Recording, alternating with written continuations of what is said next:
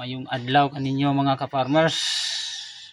Ani aday ta karon sa ato ang isa ka area ano mga ka-farmers. Kay aron mangi-spray og sagbot. Pamatay sagbot mga ka-farmers.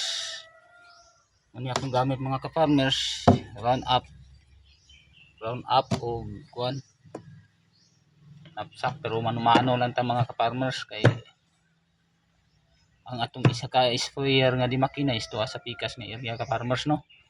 Ginagamit nila po dito sa atong bayabasan.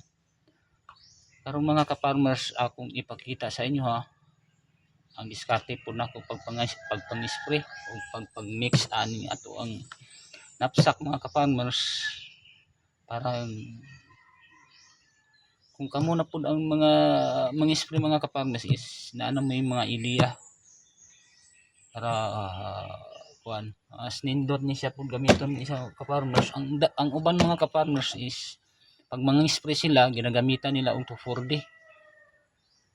Sa ako mga ka-farmers kay sagingan man ang akong kuan akong ni-sprayhan, so kanilang mga ka-farmers dili na ko mohalo kay sapat na ni.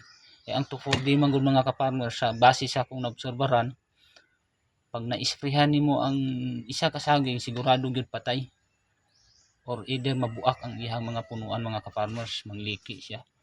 Kay tested na ginako na siya sa ako sa dati pa na ako mga sagingan mga ka-farmers. So kani mao na lang ni akong gigamit kanila o knapsack nya. Karong mga ka-farmers pag humana akong mix mo proceed na ta sa area aron mangi-spray mga ka-farmers.